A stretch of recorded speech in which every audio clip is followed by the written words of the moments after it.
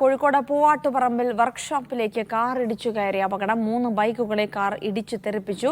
അപകടത്തിന്റെ CCTV ദൃശ്യങ്ങൾ media വണ്ണിന് ലഭിച്ചു. 10 ദിവസം മുൻപ് ഇതേ സ്ഥലത്ത് സമാനമായ രീതിയിൽ അപകടം നടന്നിരുന്നു.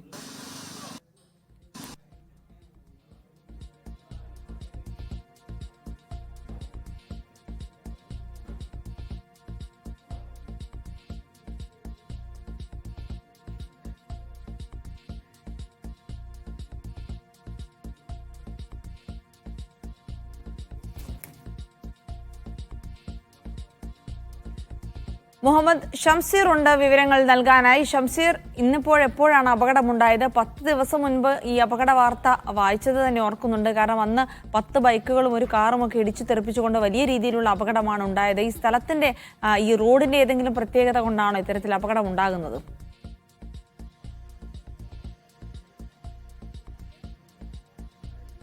ജിൽസി, കൃത്യം 10 ദിവസം മുൻപ് ജൂൺ 25-നാണ് നമ്മൾ ഇതേ സ്ഥലത്ത് നിന്ന് ഇതുപോലെ ഒരു അപകട വാർത്ത റിപ്പോർട്ട് ചെയ്തതിന് ശേഷം വീണ്ടും അങ്ങനെ ഒരു വാർത്ത റിപ്പോർട്ട് ചെയ്യേണ്ടി വരികയാണ്.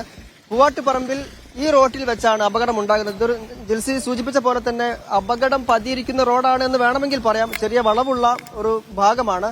ഈ വളവിൽ നിന്നാണ് ഈ കാറ് അമിത വേഗത്തിലായ നിന്ന് മനസ്സിലാവുന്നത് ഒന്നുകൂടി വ്യക്തമാകേണ്ടതുണ്ട്. ഏതായാലും കാർ വന്ന് ഈ പോസ്റ്റിലേക്ക് ഇടിച്ചു കയറുന്ന നിലയാണ് ഉണ്ടായത്. ഈ എതിർ ദിശയിൽ നിന്ന് മറ്റൊരു ഓട്ടോറിക്ഷ വരുന്ന ദൃശ്യങ്ങളിൽ കാണുന്നുണ്ട്.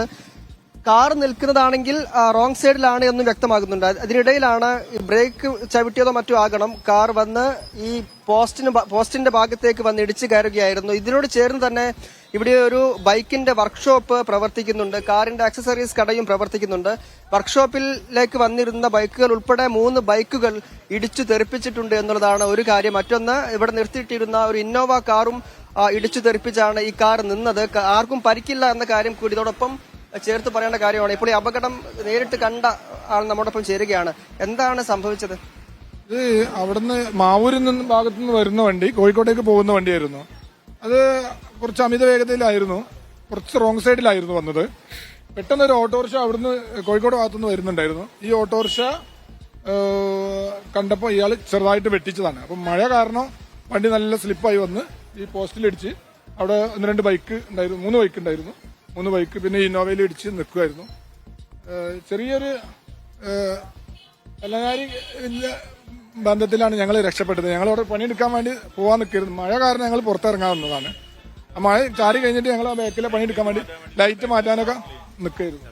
അതാണ് ജിൽസി, തലനാരിഴയ്ക്കാണ് ആളുകൾ അപകടത്തിൽ നിന്ന് രക്ഷപ്പെട്ടത് എന്നത് കൂടി നമ്മൾ എടുത്തു പറയേണ്ട കാര്യമാണ്. കാരണം ആളുകൾ നിരന്തരം വരുന്ന ബൈക്കിന്റെ വർക്ക്ഷോപ്പ് ഉൾപ്പെടെയുള്ള മേഖലയാണ്. ഇവിടെയാണ് കഴിഞ്ഞ 10 ദിവസം മുൻപും ഇതേ അപകടം ഉണ്ടായത്. ഇപ്പോൾ ഇവിടെ ഒരു കട നടത്തുന്ന ചേച്ചി കൂടി ചേരുകയാണ്. 10 ദിവസം മുൻപ് നമ്മൾ ഇതേ സ്ഥലത്തിൽ നിന്നൊരു അപകട വാർത്ത റിപ്പോർട്ട് ചെയ്തതാണ്. അന്ന് നമ്മൾ സംസാരിച്ചിരുന്നു. ഇന്ന് വീണ്ടും നിങ്ങളുടെ കൺമുന്നിൽ ഇങ്ങനെ സംഭവം ഉണ്ടാവുകയാണല്ലേ?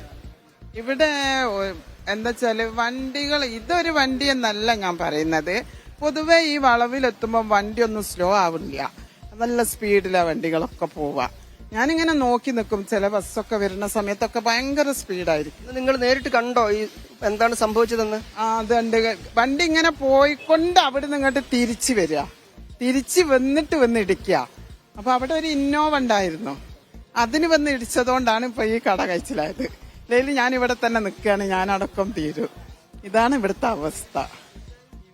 ഈ ദൃശ്യങ്ങളൊന്ന് പാൻ ചെയ്താൽ കാണാൻ സാധിക്കും. ഈ കടയുടെ തൊട്ടപ്പുറത്താണ് കാറ് ഇടിച്ചു നിൽക്കുന്നത്. കഴിഞ്ഞ ആഴ്ചയും 25-ാം തീയതിയും സമാനമായ രീതിയിൽ തന്നെ കുറച്ച് മുന്നോട്ടാണെന്ന് മാത്രം വർക്ക്ഷോപ്പിലേക്ക് കൃത്യമായി ഇടിച്ചു കയറി നിൽക്കുകയായിരുന്നു. എന്നാൽ ഈ പ്രാവശ്യം വർക്ക്ഷോപ്പിനകത്തേക്ക് എത്തിയില്ല എന്നുള്ളത് ഭാഗ്യമാണ്. ഏതായാലും കൂടുതൽ ആളുകൾക്ക് പരിക്കേറ്റില്ല, ആർക്കും പരിക്കേറ്റിട്ടില്ല എന്ന ആശ്വാസകരമായ കാര്യം കൂടി പങ്കുവെക്കുന്നു. അപ്പോഴും അപകടകരമായ സാഹചര്യം ഇവിടെ നിലനിൽക്കുന്നുണ്ട്. അമിത വേഗത എന്ന പ്രശ്നം ആളുകൾ പങ്കുവെക്കുന്നുണ്ട്. ഇതൊക്കെ പരിഹരിക്കേണ്ട വിഷയം കൂടിയാണ് ജിൽസ്.